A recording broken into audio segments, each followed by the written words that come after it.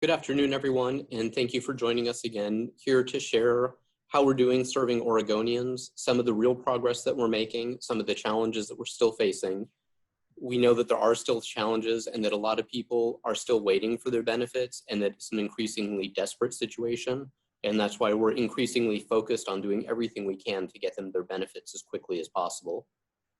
Although some people are still waiting, I am happy to share that there is some good news that I can report on.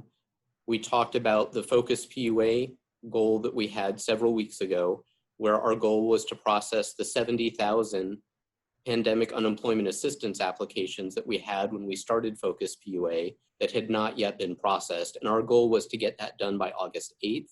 We completed the 70,000 PUA applications, so we reached that goal close to a week early.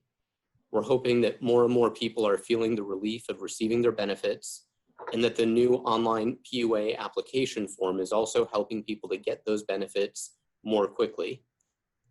We've already redirected people that were working on processing those initial PUA applications to doing other work that's needed to get more benefits to more people. And we continue to process our regular unemployment insurance applications very quickly within the pre-pandemic timeline of about 4 weeks. And while I've shared many times in the past that processing of a claim does not necessarily mean for everyone that they're immediately receiving their benefits, it is something that has to be done before anybody can receive their benefits. And for most people, that initial processing is what lets the benefits start going to them. There are still some remaining barriers, and I'm going to share what we're doing to address those barriers and the progress that we're making. We have paid out a lot in benefits. Between March 15th and August 1st, we've paid out $3.6 billion in benefits. We've had over 650,000 claims filed since March. That includes for the regular unemployment insurance program and for the pandemic unemployment assistance program. Talking specifically about the pandemic unemployment assistance or PUA program, we did meet that Focus PUA goal of processing 70,000 PUA claims close to a week ahead of our August 8th deadline. Last week, we again processed more than 20,000 applications in that week alone. And as of this Monday, we reached the 70,000 mark that we had committed to getting to by August 8th. We've paid out about $82 million in PUA benefits to more than 36,000 people. I mentioned that we've now redirected a lot of people that had been working on processing those PUA initial applications to doing the other steps needed for some people to get ongoing benefits. That includes processing the newer claims because we do continue to receive more applications for PUA benefits. And fortunately, we're now processing them much, much quicker than we ever have in the past. So we're working through those very quickly and reliably. We're also keeping the ongoing weekly claims going much more smoothly. Again, we're able to redirect resources, and importantly, our PUA filing form that we launched several weeks ago lets people file those weekly claims and lets the vast majority of those process automatically. And that's a huge help for Oregonians seeking benefits and for us so that we can focus on the more complex issues that are needed to keep benefits going. We're more quickly reaching out to people where we need to get additional information, either because they forgot to provide that with their original application or because there's issues that we need to clarify before we can pay them. We're also manually addressing the issues that we can't resolve automatically. We've implemented several automated fixes to help people get their benefits more quickly and to prevent some of the challenges that have existed previously. And while that hasn't corrected all of the issues, it does automatically address many of them and lets our employees focus on the more complex ones. One specific example is we know that there are issues with people getting notices about having to restart their claims. This was an issue earlier on with regular unemployment insurance, and we were able to largely automate a fix for that. We've now been able to do that for most of the restart issues with the PUA program as well, where those are being addressed automatically, although it does take 2 to 3 business days because there are multiple overnight processes that our system has to do. And when that automatic restart fix goes into place, it does reset people's PIN number So they will get a notice that they need to go in and select a new PIN when they log in the next time.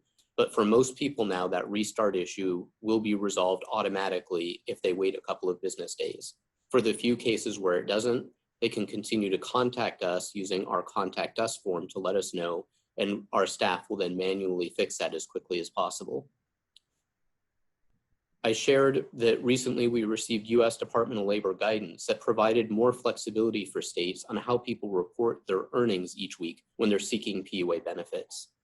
The federal law requires that people report their gross earnings, and in the past we were interpreting that to mean gross receipts because that's what appeared to be required. With the new flexibility that recent guidance provided, we have been able to provide a more expansive definition that will help more Oregonians get more benefits. When self-employed people are filing their weekly PUA claims, where it asks for their gross earnings, what they should be reporting is their gross receipts, the actual money they receive in a particular week, minus 1/4 of the prior month's overhead. That overhead includes things like business portions of rent, utilities, material costs, and supplies.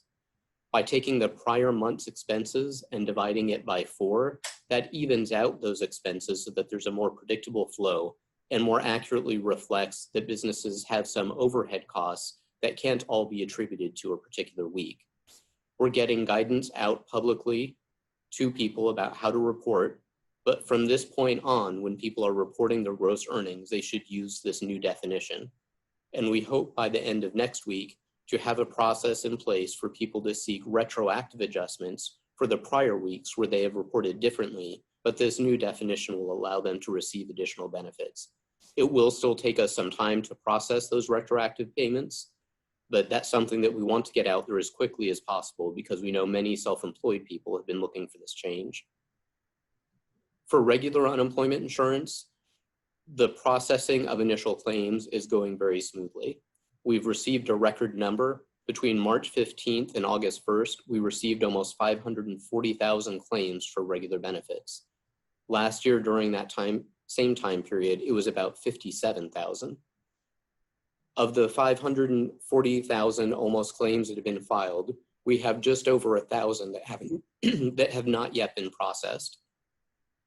That's much less than 1 week's worth of filings now, and we're moving through those very quickly.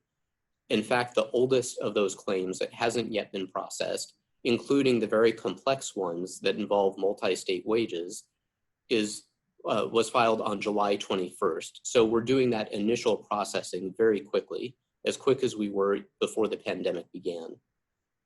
I've mentioned that there are other barriers, and one of the biggest barriers is the adjudication process. It requires an individualized review of certain issues to see if someone can receive benefits.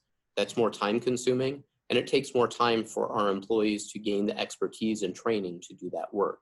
With hundreds of thousands of people filing for benefits, there's bound to be tens of thousands of people at least whose claims have to have an issue be adjudicated. And we know that that's caused delays for people receiving payments. We've been working on ways to address this, and late last week, we were able to announce Benefits While You Wait, which is a way for us to help many of those people.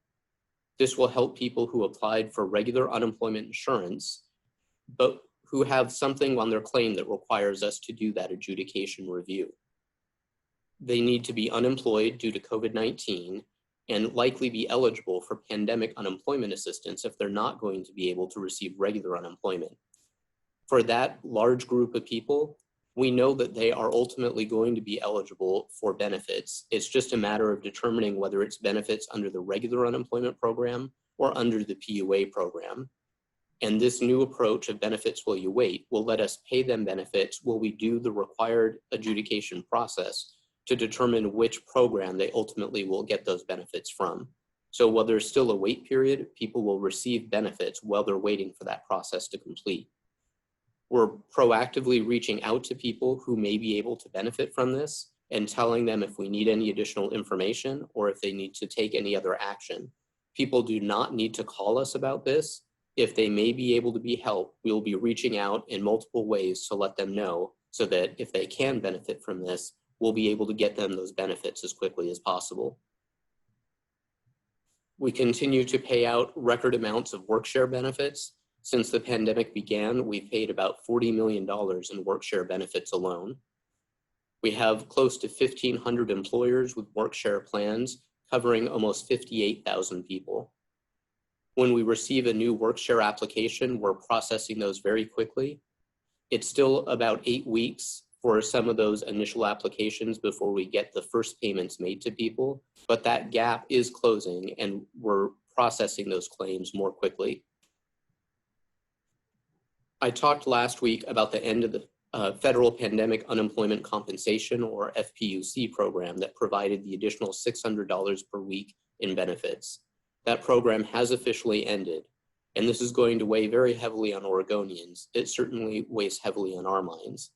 We paid out about $2.3 billion in benefits under that program already, and that number will probably go up as we continue to make retroactive payments for some people. People are already feeling the end of these payments, and it's going to impact individuals, their families, and entire communities as that money no longer flows into local communities. There are programs out there that can provide assistance to people. That includes helping with necessities such as food, housing, and healthcare. And we recommend contacting 211 to find out what additional supports and resources may be available. We're also closely watching the congressional discussions about what additional relief programs might come into creation.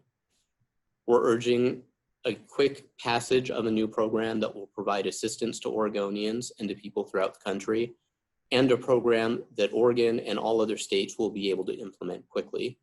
We want a program that will provide real assistance and that we will be able to get out to people as quickly as possible.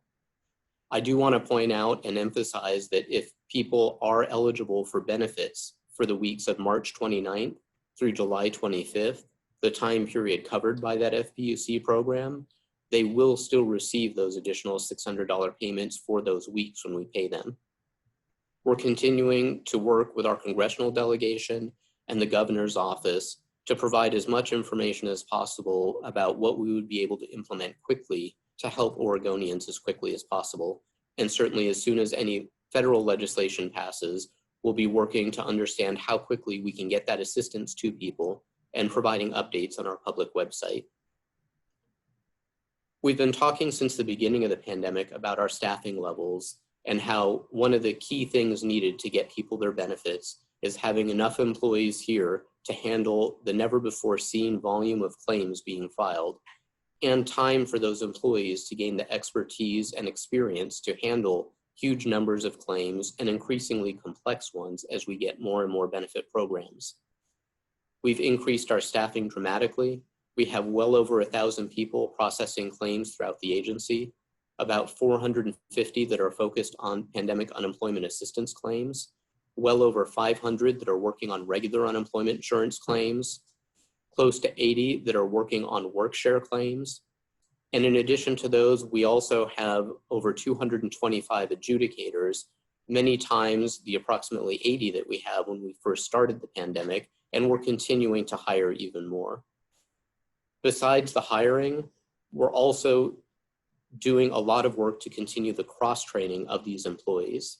As an example, when people contacted us in early May about pandemic unemployment assistance, they were talking to employees that had worked for our agency for a week, administering a program that had only existed in this state for a week.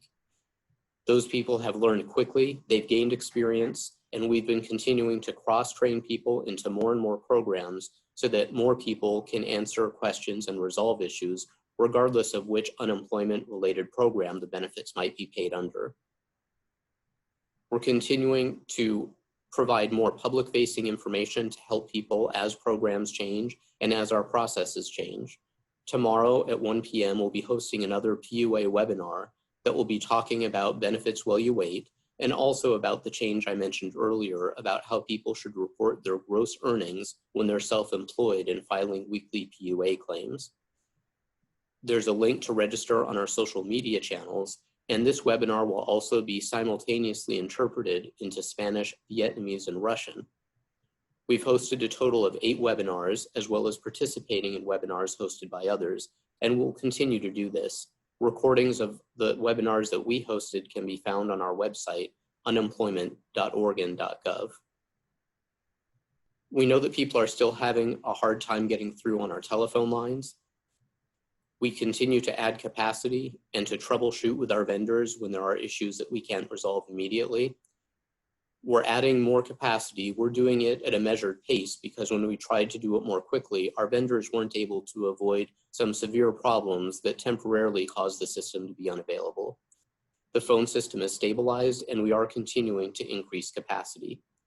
Even with that, we know that some people still aren't able to get through or are having to wait on hold too long, either to get their call answered or to then be transferred to someone who can answer the specific issue with their claim. We know how frustrating this is, and we know that people have tried anything to try to get the assistance they need, and we understand the urgency of them doing that. People have reached out to individual employees here, they've reached out to legislators, they've really sought any channel to get the assistance that they desperately need. We're urging people to use the Contact Us form on our website at unemployment.oregon.gov. That form is letting us very effectively prioritize claims so that we can address issues for people who have been waiting the longest. And it also lets us have people reach out and contact people using our employees who have the particular training and experience to address the issues with their claims. So again, we're encouraging people to use that Contact Us form. They don't have to wait online. There's not issues with busy signals, and it will allow us to prioritize the claims and to have the right employees with the right expertise contact them to resolve their issues more quickly. I do want to take a moment to thank the employees here at the Employment Department who have done an amazing amount of work and are so dedicated. They're working long hours under difficult situations every day, talking to people and seeing the dire situations that they're in and how desperate people are to get the benefits that we're working to pay out. Our employees have been learning new programs and new processes in record time, and they've been incredibly flexible, changing things, changing longstanding processes, learning new programs, shifting their focus on a daily basis from one program or process to another where that's what's needed to help people. When we see a large barrier to people getting benefits, our employees are great about focusing their energy, working through those barriers, and as soon as we've largely resolved those, quickly shifting to focus on what future barriers now need to be addressed.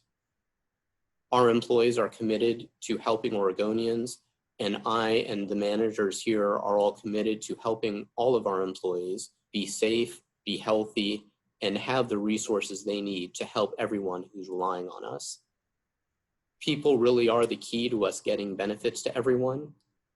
And one of the things that we want to do is continue with our commitment to modernization that will provide more automation and allow our skilled employees to use their skills even better. I'm committed to modernization work moving forward as quickly and responsibly as possible, and ensuring that we make it as easy for the public and our employees to navigate through sometimes complex programs. Every state has struggled with the historic need for benefits that this pandemic has caused. Even states with recently modernized systems are facing the same types of challenges that Oregon and Oregonians are facing. We can see that in the estimates that states have provided about how long it might take to implement some of the new benefit programs Congress is discussing. States across the nation, whether they have modernized systems or not, are anticipating that some of the more complex benefit proposals that are being made could take months to implement. And that's a challenge for all the workforce agencies in every state and for all the people that depend on them to get benefits to them. Fortunately, we are well positioned to modernize in a way that will help Oregonians get the benefits they deserve. We now have a very talented team of employees focused on the modernization effort. I'm responsible for the success of this project, and I intend to do everything that I can to make real progress and as quickly as possible. We've diligently reviewed other states' successes and failures and have already learned so much from them that will help Oregon be successful.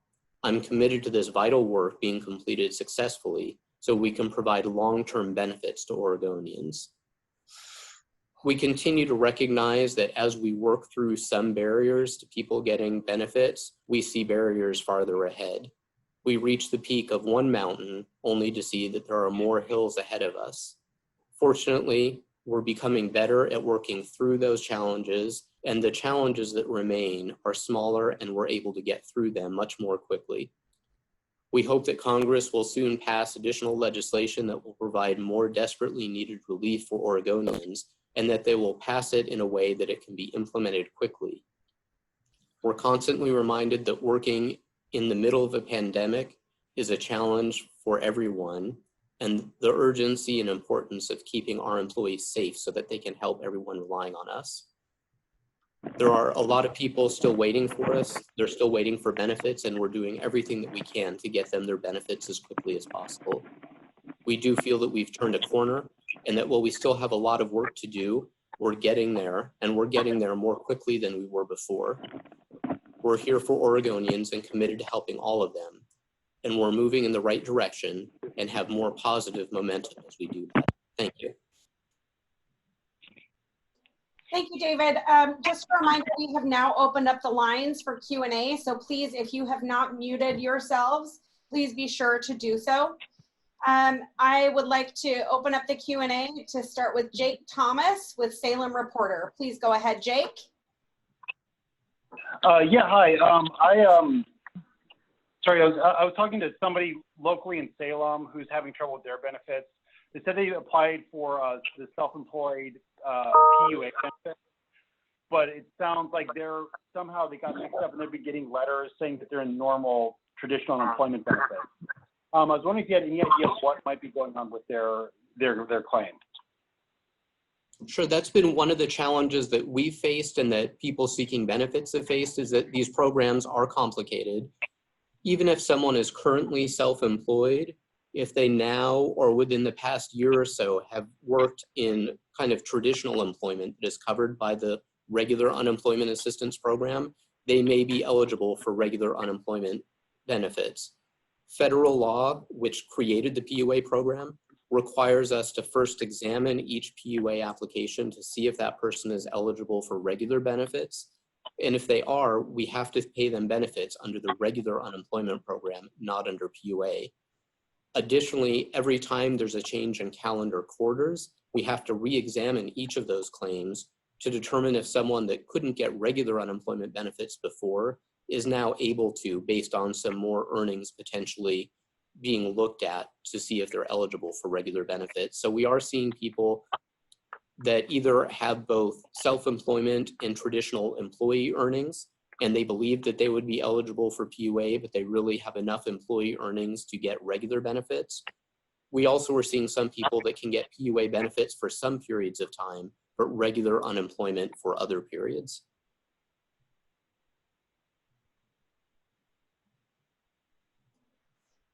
Thanks, Jake.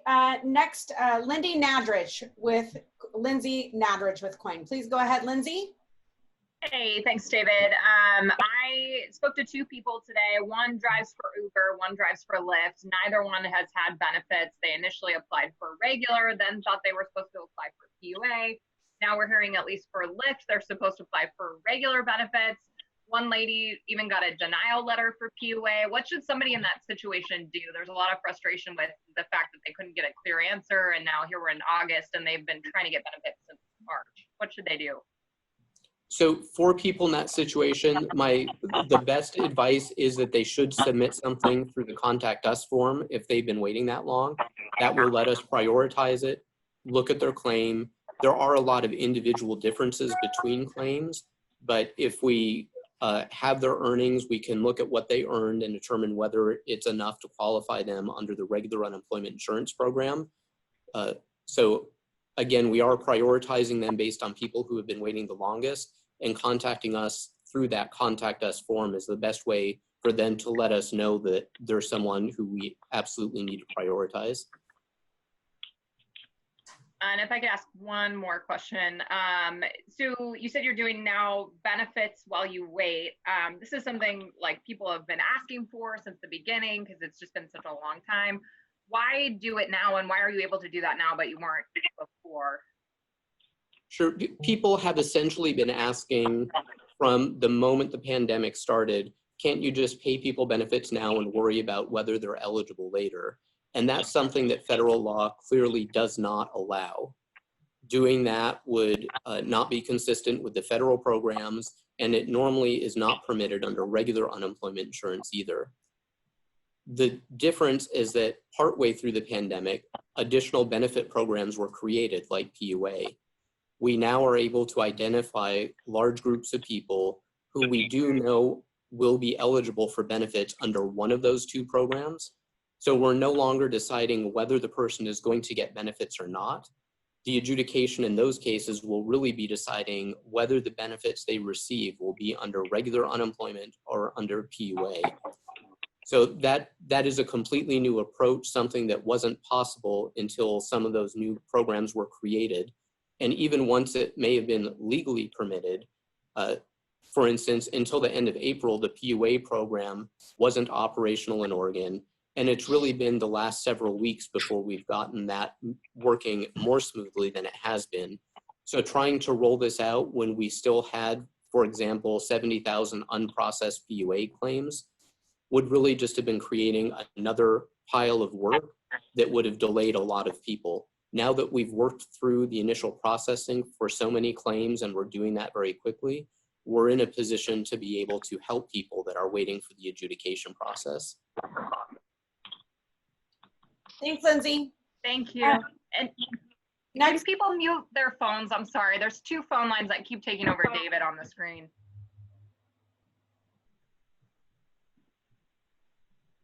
thank you. Kate Davidson with OPB. Please go ahead, Kate.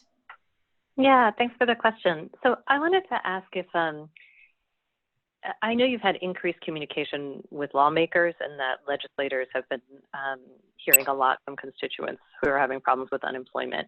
Is the agency prioritizing claims that legislators pass on, lists of names over other people who have been waiting? So I've talked in the past about how challenging it has been for us to prioritize claims in the ways that made the most sense. We are prioritizing. Let me just interrupt.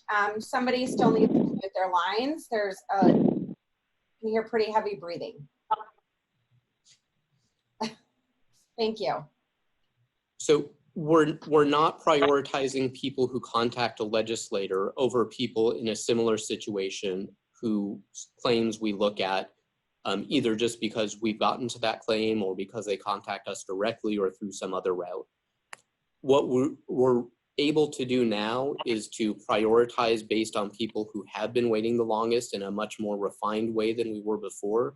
We are also prioritizing those situations we become aware of where someone is in a particularly dire situation. And we know that there are lots of people out there who may need medicine urgently and don't have the funds to pay for it, or other equally tragic situations. When we learn of those, we're prioritizing those, whether we learn about it from a legislator or through other means. I also wanted to ask you a sort of basic definitional question in all of this. When you talk about adjudication, are you including in that category PUA applicants who are sort of in the tax division, or are you separating out adjudication and tax division review? So when I'm talking about adjudication, most of the time it's not the things that are being reviewed by our tax division.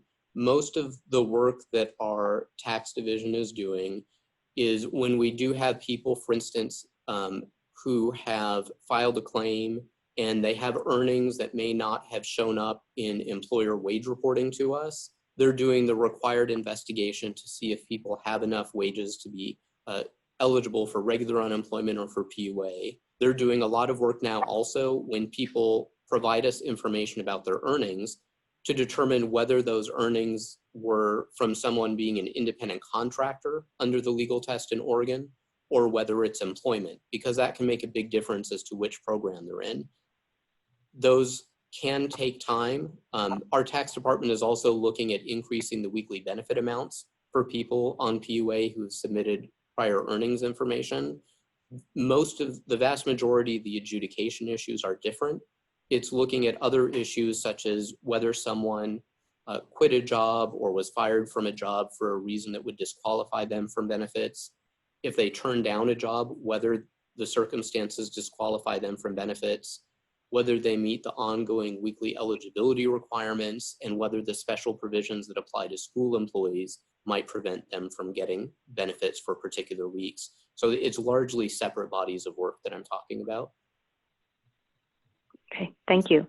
Okay, Peter Wong with Pamplin Media. Please go ahead, Peter. Hi, I had a follow-up to a question that was asked earlier in one sense. I know that if states make a greater than usual share of errors in processing SNAP eligibility, they get penalized. Is there something similar that the Department of Labor does with states processing unemployment claims? And if so, has that had any effect in the current pandemic crisis? So the federal government does have guidelines around improper payment rates for unemployment insurance programs. If a state isn't meeting the federal standard, then they're required to be on corrective action plans, and there can be other consequences as well. There's not direct monetary sanctions generally, as it sounds like you're saying there might be for the SNAP program. We have seen, and it's almost unavoidable that you don't have some increase in improper payments when you go from record low levels of people seeking benefits to record high levels. And when that means that you have to bring on so many new employees who aren't as experienced. And at the same time, you have lots of new programs, which, as we've talked about, adds a lot of complexity and creates more opportunities for errors. On top of that, you also see, unfortunately, during any recession, you see increased attempts at organized crime and identity theft to defraud systems. So it's something that we watch very closely, and we get a lot of support and also a lot of directives from the federal government about what we can and can't do with programs in attempts to mitigate improper payments, but there's not the direct kind of monetary penalties that can be assessed against a state. It's something that we've been watching closely, but we've been able to watch that and take preventative measures without that impeding our ability to kind of shift our approach and create new processes to help us get benefits out more quickly. Oregon's actually been at the forefront of working with the National Association of State Workforce Agencies on their Integrity Data Center, trying out new systems and processes that help prevent and quickly catch fraud and other improper payment issues. So that's been a real help for us. All right. And the other one, just for clarification, I gather PUA claims, given their nature, are involve a lot more, or can involve a lot more than, say, a regular claim that is based on the more traditional wages earned from a single employer. They certainly can.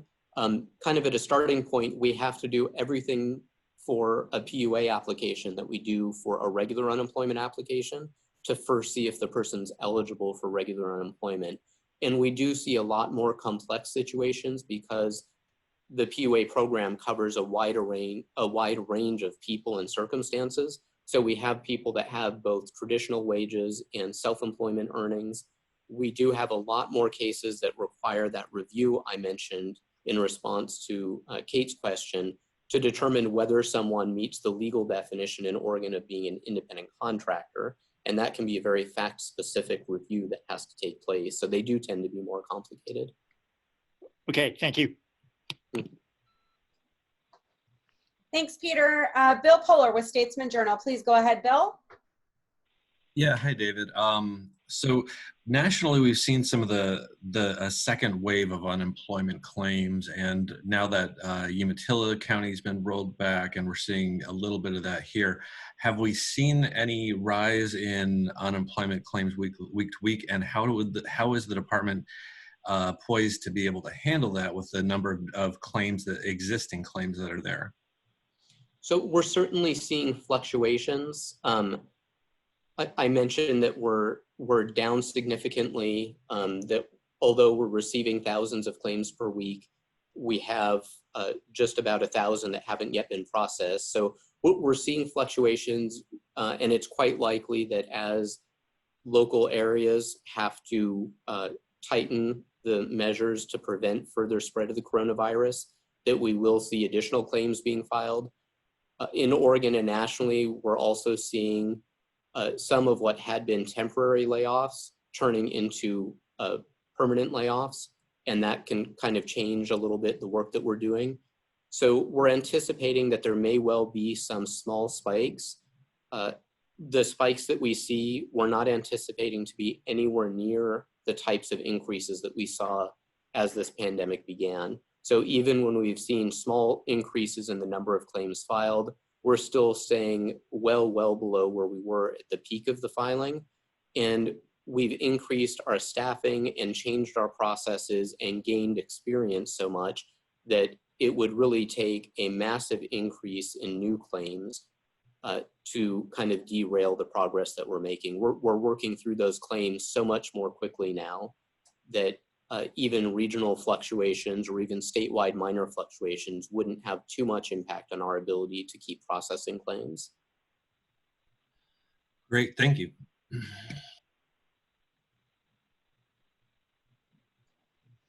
Thanks, Bill. Tom Cusack with Oregon Housing Blog. Please go ahead, Tom.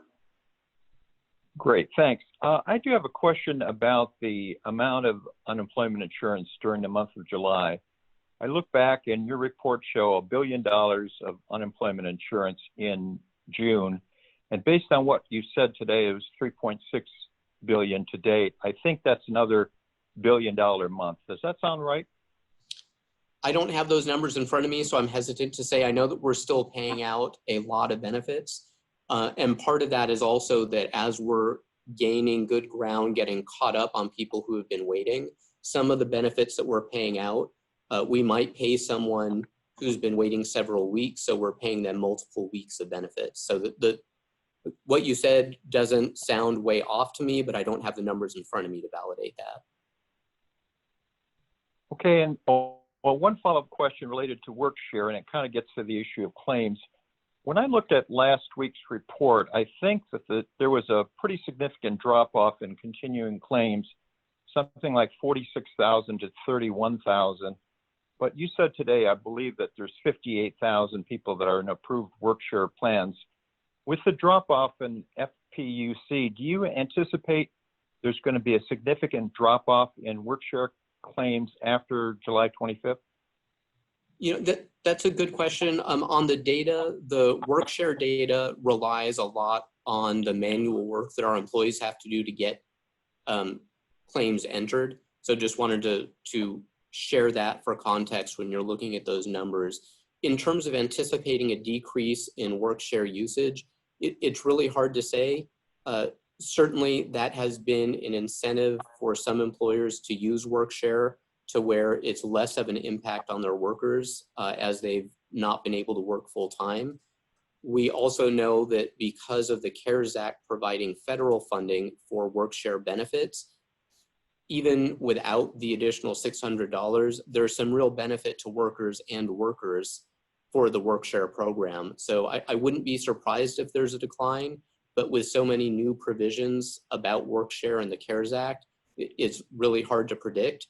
We're also anticipating that we may see in some employers start to use WorkShare as they start to reopen their businesses. If they're not able to bring everyone back full time, WorkShare can help them do that on a part-time basis. So we're not really sure how those kind of countervailing pressures might net out in terms of overall people covered by WorkShare. All right, thanks, David. Thanks, Tom. Dick Hughes, please go ahead, Dick Hughes. Thank you very much. I greatly appreciate your doing this. Some of my questions have already been answered, but my question largely goes back to the contact you form that people are being encouraged to use. Some people are getting multiple letters from the department saying they need to provide information or that their claim needs to be restarted. I'm talking about PUA claims. We should clarify that. Multiple people, I hear them applying for PUA claims are getting multiple letters on various weeks. They don't know whether they should provide the information, whether those are automatically being resolved. When they use the contact form, as some did last week, they have not had a response. So how do they know what to do? How do they know if their response through the contact us form has been received? Does that make sense? I think so. Let me try to answer, and if I don't get to your question, certainly let me know. We are prioritizing the issues that come in the contact us form, and we're continuing to add more people to that as we're able and to refine it. So we're moving through those contacts at a quicker and quicker pace. But if somebody, for instance, is contacting us about an issue with last week's claim when they've been receiving benefits for all the prior weeks, we would be prioritizing ahead of that people who contact us about a week that they haven't been paid for yet from back in April, for example. So that is part of it, is that we are able to prioritize more effectively. But if people get something in the mail today and want an answer today, that means that we are working on the people who have been waiting longer first. The notices we know are a challenge, and that's something that our system automatically issues each week when there's something that isn't immediately going to let a payment go out. And rather than having our experts change the programming that would be needed to stop or to change those notices, they've been working constantly on implementing these new benefit programs, and then they'll be shifting to any new federal program that's created in the waiting week. So I'll apologize for that. I know that that causes confusion and it's not ideal. If the notice that somebody is getting is about restarting their claim, recommend that they wait 2 to 3 business days and check the status of their claim, because the vast majority of those will be taken care of automatically through some of those new processes we've implemented. If it isn't resolved within those next few business days, then they certainly can and should use the contact us form to let us know. And we're having people work through those issues to go ahead and provide any restarts or take other actions that might be needed on the claim. If somebody gets a request for information and they want to provide it, they can upload documents using the contact us form. So instead of mailing something to us, they can get it to us quicker and it stays linked to their claim a little bit easier if they respond using the contact us form and upload their response to the information request that we sent. So hopefully that got to what you were asking. Thank you. That is very helpful. One clarifying question. How do people know whether their contact us comment is being acted on, so that they don't just keep, filing another contact us question or comment? Sure. Thank you. So what we are trying to do, if we reach out to the person very quickly after we get the contact us form, then obviously we're talking to them, they know that we're responding to it. If it's one that is going to take a little bit longer for us to get to, so for instance, if it's someone that's asking about something from last week and we're focused first on the people that have been waiting longer, we are sending automatic updates out at the end of each week for ones that have not yet been responded to, letting people know. So they know that we have it, that we haven't yet responded to it, and that we are going to get to it. And we know that that's not as helpful as us being able to instantly address the issue. And unfortunately, even as we've staffed up and gotten much more efficient and we're working through things much better, with hundreds of thousands of people seeking benefits, and with each week being something that can potentially have an issue that we have to look into, that's still a lot of claims and a lot of issues that have to be addressed. So we're not able to do it instantly. We at least want to communicate with people that we do have their issue and that we're prioritizing it based on how long people have been waiting. Thank you very much. Thanks, Dick. Next, Galen Etlin with KGW. Please go ahead, Galen. Thank you very much. My question was very similar to the previous one, but just a quick clarifying detail. You mentioned that it's for the Contact Us form will prioritize people who've been waiting the longest. Is there also a priority for people if they've mentioned that even if they maybe haven't been waiting that long, but are in such financial dire need, maybe their savings are almost run out or they're about to be kicked out of their housing, is there priority for those people as well? So when we become aware of those situations, we do prioritize those. And I mentioned that earlier, that legislators have been partners in telling us about those situations, and we learn about those in any number of ways. And however we learn about it, we do try to prioritize those people who have a particularly dire situation. In terms of putting that on the Contact Us form, the prioritization by date is largely automated. So we don't have a way to automate who's in the most difficult situation. So really, once we get to the date for the communication we received, we're looking at that and we're working on it. So putting in there that they're in a particularly dire situation wouldn't help flag it for us any quicker, because we wouldn't yet be looking at it until we get to them by date. In that case, what would be the best protocol for someone who's in that kind of situation? For those situations, certainly encourage them to still submit something through the Contact Us form, because we are working through those increasingly quickly. And it may be that we're getting to their issue. They may be in a particularly dire situation. We would be getting to it even without knowing that, and that will provide them the help that they need. If they're not able to do that, then the previous communication channels that we had, although they're not perfect, are still there. So certainly would encourage people in those situations to try to reach out through the telephone to let us know. And we're doing whatever we can to increase how quickly we can respond to those calls as well. Thank you very much.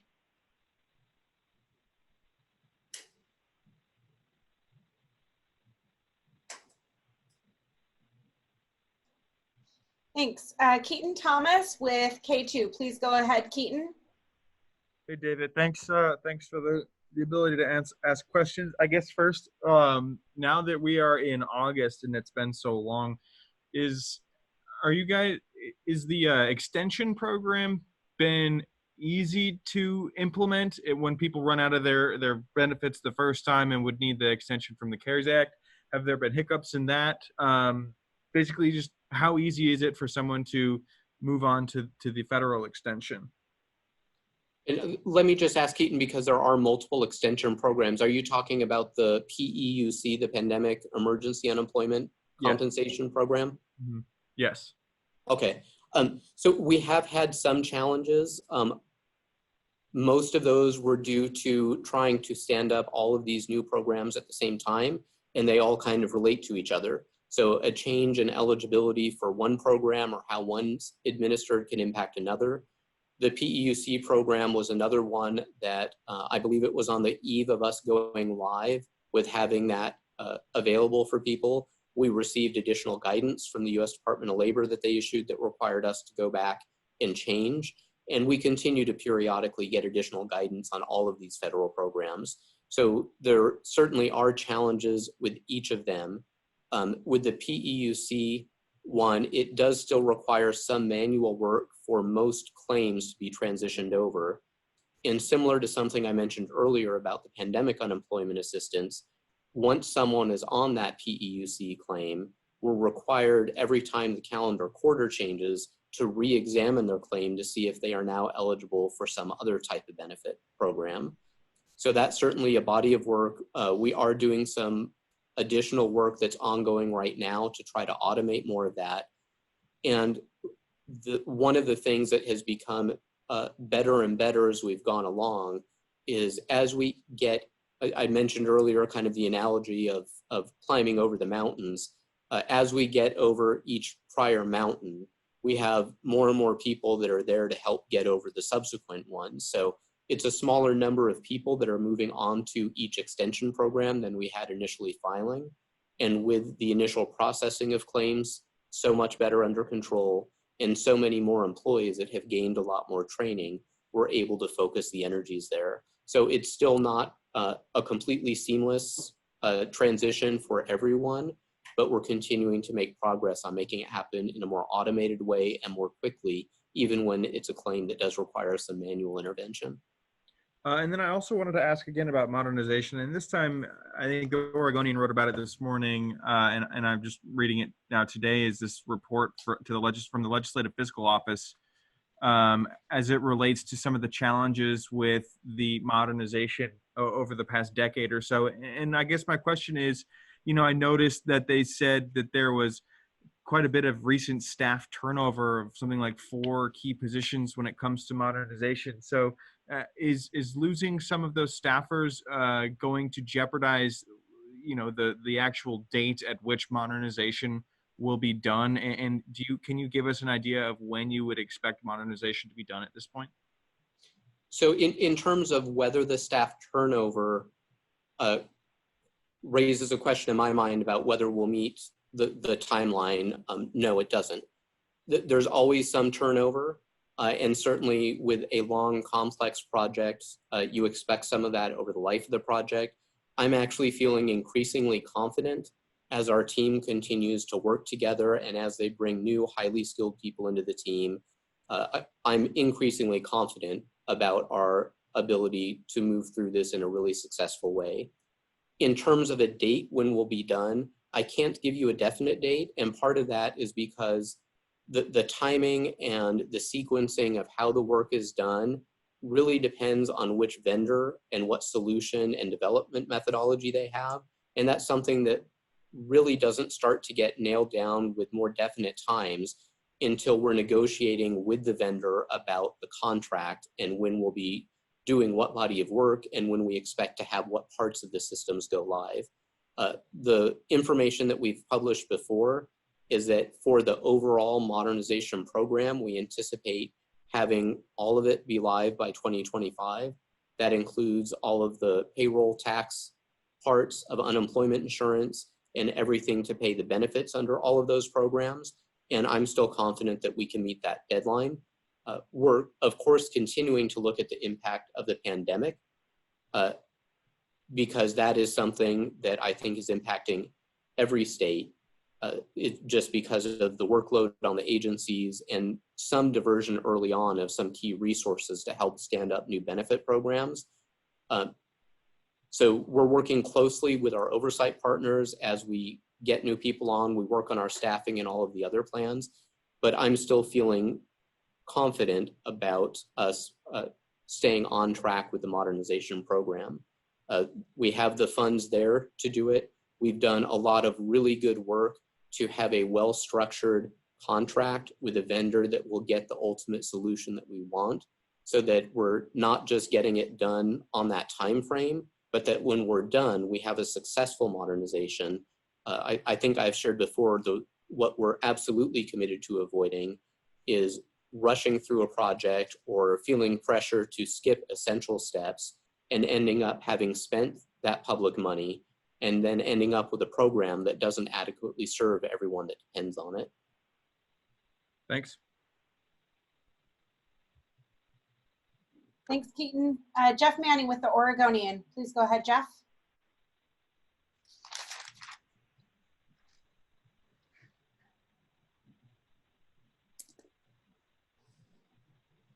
Jeff Manning with the Oregonian, any questions?